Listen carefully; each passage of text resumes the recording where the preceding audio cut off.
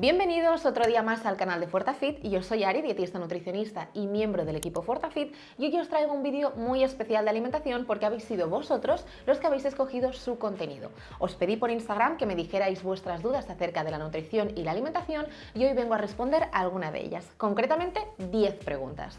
Que sepáis que hay muchas de ellas que están respondidas en el contenido de alimentación que podéis encontrar dentro de la plataforma de FortaFit Plus, por lo que si además de aprender a comer de forma correcta queréis unas rutinas de entrenamiento diferentes, divertidas y enfocadas a vuestro objetivo, os dejo en la descripción toda la información acerca de nuestro gimnasio online FortaFit Plus.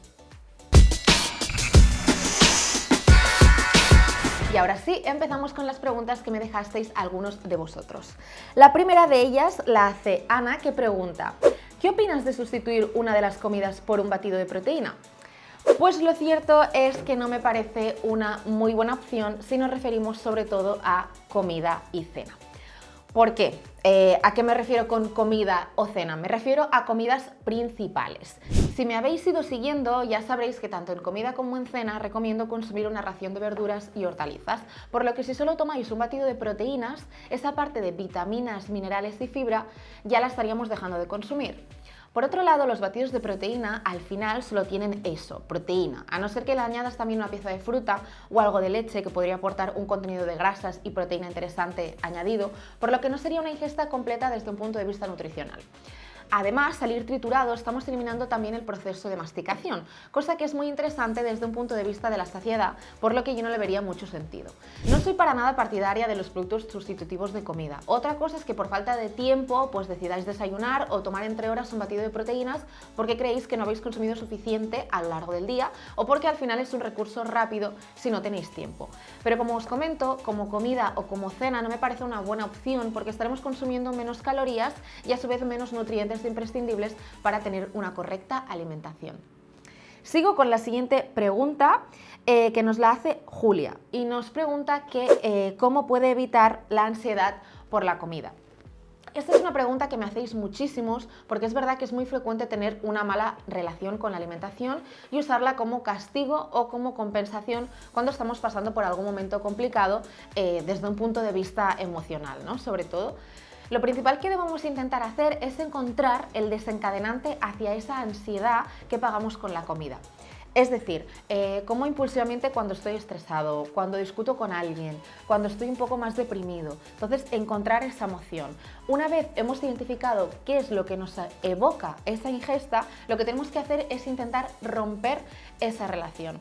Obviamente lo ideal sería reducir ese estado de estrés, de nerviosismo, pero al final siempre hay un pequeño grado de estas emociones que también son naturales. Obviamente si hablamos de algo que es día tras día, necesitaremos ayuda profesional porque es un problema mucho más grave y eso lo podemos hacer de la mano de un psicólogo. Entonces, asumiendo que de vez en cuando puede aparecer alguna de estas emociones, lo que hay que intentar es relacionar otra acción que nos aporte satisfacción que no sea la de comer. Porque no solemos comer comidas saludables en esos momentos, sino que nos tiramos más hacia los dulces, los ultraprocesados y comidas muy calóricas. Entonces, en momentos de estrés podemos encontrar una liberación, por ejemplo, en la práctica de ejercicio físico, haciendo algo que nos guste, como por ejemplo bailar, hacer yoga, correr, ¿no? Este tipo de acciones, pues al final también liberan tensiones. También podemos leer, ir a dar una vuelta mientras escuchamos música o un podcast, cocinar, quedar con un amigo, llamar a alguien, ¿no? Otra opción, si os cuesta romper esa relación, es comer preparaciones saludables y saciantes que no os permitan comer muchísima cantidad porque al final os sentiréis más llenos, como por ejemplo unas gachas de avena, unas tostadas de pan tipo alemán que también es muy saciante o un yogur con fruta, ¿no? Cosas así. Si alguno de vosotros tiene alguna otra recomendación sobre cómo disminuir esa ansiedad hacia la comida, lo puede dejar en comentarios. La siguiente pregunta es de Buiti_4 y hace la siguiente. Dice: ¿se pueden mezclar frutas en una sola comida? Por ejemplo, macedonia de frutas. La verdad es que ahora que llega el buen tiempo y se toma más fruta, es una pregunta que me hacen muchísimo y me parece súper curiosa porque es algo que yo no me había cuestionado nunca. Pero vaya, la respuesta es rápida y es que sí, no hay ningún tipo de problema en consumir varios tipos de fruta en una misma ingesta, no interaccionan entre ellas de una forma extraña ni nada de eso. Al final lo que consumes es agua, fibra, fructosa y vitaminas y minerales de diferentes fuentes. Esta respuesta es corta, pero es que realmente no hay mucho más que decir. Vamos con la siguiente que nos la hace Joseph y dice, ¿es verdad que el desayuno es la comida más importante del día? Pues madre mía, esta pregunta y esta afirmación la he escuchado muchísimas veces y si nos seguís en TikTok seguro que me habéis visto hablar de ello. Pero sí, este es un mito que lleva bastante tiempo arraigado en nuestra cultura y como os acabo de decir, pues es eso, un mito. Todo empezó en 1917 cuando en una revista se hizo la afirmación de que el desayuno es la comida más importante del día porque es la comida con la que empezamos el día. Y ya está. ¿Qué pasa? Que entonces toda la gente preocupada por su salud empezó a desayunar, pensando que era súper importante y saludable. Y los estudios observacionales que se hacían al respecto veían que efectivamente la gente que desayunaba solía estar más sana. Eso ocurre por el llamado sesgo del usuario saludable, es decir, la gente comprometida con su alimentación suele desayunar, pero también hace más deporte, come alimentos saludables, no fuma, y es por eso que anteriormente todo parecía apuntar a que sí, el desayuno era la comida más importante del día. Ahora, los estudios más recientes ya demuestran que desayunar o no es una elección totalmente individual y que es igual de sano hacerlo que no. Al final, lo más importante es que la alimentación a lo largo del día sea saludable y que si se desayuna se haga con alimentos de calidad y no con cereales azucarados o bollería industrial. A mí personalmente me encanta desayunar unas tostadas con aguacate y queso. Y me encantaría saber qué os gusta a vosotros desayunar, así que dejádmelo en comentarios. Seguimos con la siguiente pregunta, que podemos hilarla un poquito con esta que os acabo de hacer, y esta la hace Almudena y me pregunta qué opino acerca del ayuno intermitente.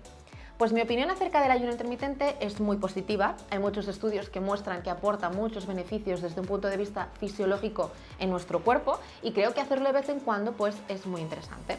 Para que sepáis un poco más qué es el ayuno intermitente, pues básicamente es una estrategia en la que estás como mínimo 12 horas sin comer.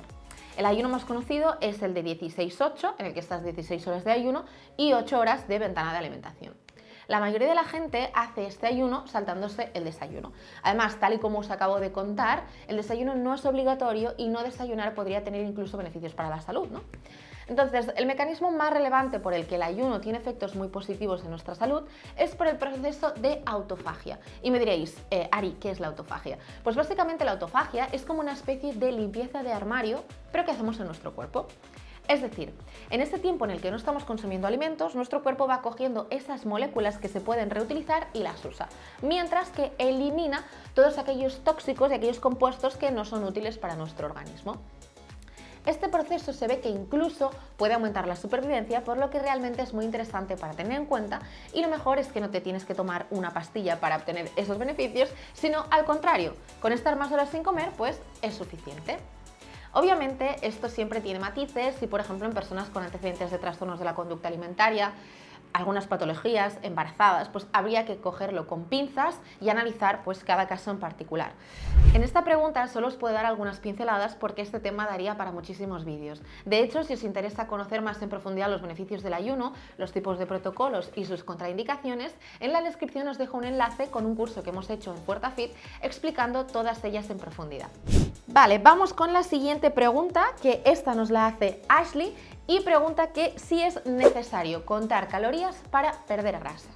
Pues respuesta corta, para nada, ¿vale? Para nada. Yo he pasado consultas de nutrición en las que la mayoría de ellas lo que hacíamos era básicamente una educación nutricional.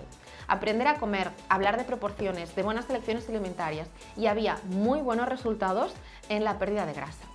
Al final, si pasamos de tener una alimentación con bastante volumen de productos ultraprocesados, con poca fruta, con poca verdura, un pequeño cambio cualitativo ya te da muchísimos, pero muchísimos resultados. Otra cosa es que hablemos de alguien que ya come muy bien, que lleva tiempo intentando perder grasa y no lo consigue. Allí quizás contabilizar un poco las calorías puede ser interesante para hilar un poquito más fino, pero en términos generales no es necesario contar calorías para perder grasa. Vamos a pasar a la siguiente pregunta, la séptima, que nos la hace Joan. Y pregunta, ¿qué se recomienda comer antes y después de un partido de tenis? Pues a ver, en lugar de hablar de un partido de tenis en concreto, voy a referirme más a antes y después de realizar actividad física. Voy a hablar desde un punto de vista amateur, no voy a referirme a deportes profesionales o a entrenamientos que duren más de 1 hora y media, porque luego ya hay que tener en cuenta aportar carbohidratos de absorción rápida, vigilar con los electrolitos y eso también daría para un vídeo de YouTube entero. Entonces, básicamente debemos tener en cuenta que no hay una recomendación específica de qué comer antes de entrenar. Se puede entrenar en ayunas sin problema, si estás acostumbrado a ello, y si comes algo antes de entrenar, lo mejor es que sea por lo menos 1 hora y media antes, si estamos hablando de una comida principal contundente, pero si es un snack o algo así, pues con media hora antes también es suficiente. Sobre todo haciendo referencia a posibles problemas digestivos, ¿no? Entonces, y luego, después de entrenar, ¿qué pasa? Pues ni hay que ir corriendo a tomar el postentreno en el vestuario del gimnasio, ni tampoco hay que calcular al detalle los macros que vas a ingerir.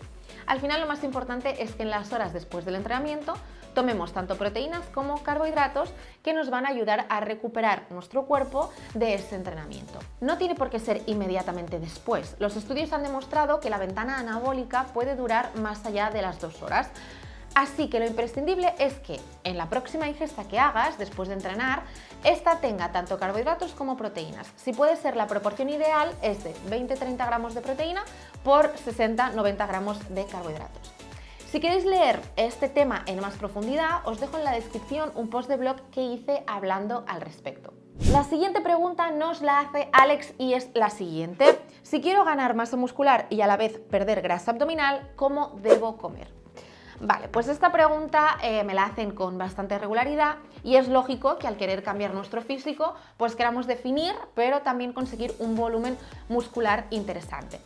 Si me preguntáis cómo debéis comer en este caso, la cosa es un poco compleja, ya que para perder grasa deberíamos hacer un déficit energético y para ganar masa muscular lo que más efectivo es hacer un superávit calórico, ¿no? Una fase de volumen. ¿Qué pasa? Que también existe el término de recomposición corporal, en la que personas que son principiantes entrenando o bien que tienen mucho peso que perder, son capaces de perder grasa a la vez que ganan masa muscular. Se pueden hacer dos cosas en este caso si no es tu caso, ¿no?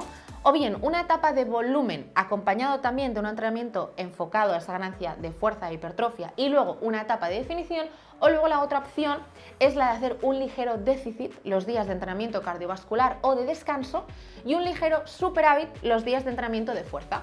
Ahí se puede dar una recomposición corporal, pero al final va a ser un proceso bastante más lento que si escogemos la primera opción. Vamos con la penúltima pregunta que nos la hace Kellen Red y dice: ¿los carbohidratos cansan o hacen que estés más fatigado? Pues a ver, el consumo de carbohidratos no tiene por qué hacerte sentir más fatigado, al contrario, al final los carbohidratos nos aportan energía, ¿no? Sino porque las personas que hacen pruebas de resistencia consumen geles con carbohidratos durante la competición.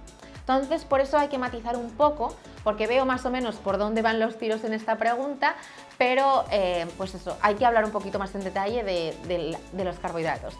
La cosa es que si tú consumes, por ejemplo, para desayunar un zumo de fruta, que al final es azúcar de absorción rápida, porque le hemos quitado gran parte de la fibra, lo que pasa es que tú recibes ese azúcar de forma rápida, la insulina actúa también de forma rápida y lo que ocurre es que tal cual suben nuestros niveles de glucemia, luego bajan. Esa bajada es lo que nos puede provocar una sensación de cansancio. ¿Qué pasa? Que eso ocurre con carbohidratos de absorción rápida, como son los zumos de fruta, cereales azucarados, el azúcar tal cual, ¿no? El de mesa, si se lo añadimos al café.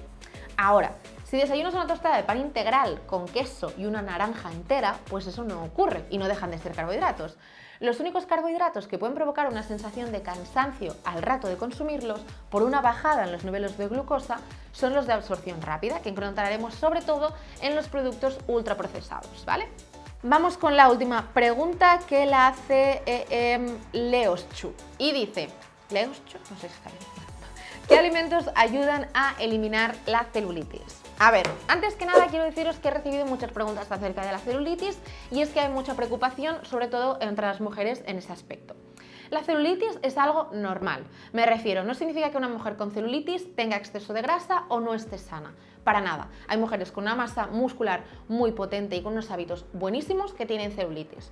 Lo que pasa es que en las mujeres nuestras hormonas se aseguran de que mucha de nuestra grasa corporal se vaya a la zona glúteo-femoral, ¿vale? Porque nos interesa tener esas reservas allí para cuando nos quedemos embarazadas. Al final es algo que ocurre básicamente por supervivencia, entonces no tiene por qué ser nada malo, eso quiero que quede muy claro, ¿vale? Pero bueno, si me preguntáis de qué forma se puede reducir esta celulitis, pues principalmente sería reduciendo un poco el porcentaje de grasa corporal. Eso lo podéis conseguir haciendo un déficit energético y entrenando de forma correcta. Si entrenamos la fuerza en la zona de las piernas y ganamos masa muscular, eso también será beneficioso para la reducción de la celulitis, ¿no? Y además, otro consejo muy importante es el de no llevar ropa muy apretada, porque se ha visto que eso puede favorecer la aparición de celulitis. Siento deciros que no hay alimentos concretos que ayuden a reducir la celulitis, pero sí que hay alimentos que seguro que no nos ayudan a reducirla. Este es el caso del azúcar, los aceites hidrogenados, las harinas refinadas. Este tipo de productos no van a mejorar ni nuestra composición corporal ni la calidad de nuestra piel, por lo que come comida real, materias primas, haz ejercicio y ama tu celulitis, porque la mayoría de nosotras la tenemos y no es nada malo. Y hasta aquí el vídeo de hoy. Espero que alguna de estas preguntas te haya sido de utilidad, y si han sido todas, pues perfecto. Recuerda suscribirte al canal para no perderte ninguno de nuestros nuevos vídeos y nos vemos a la próxima.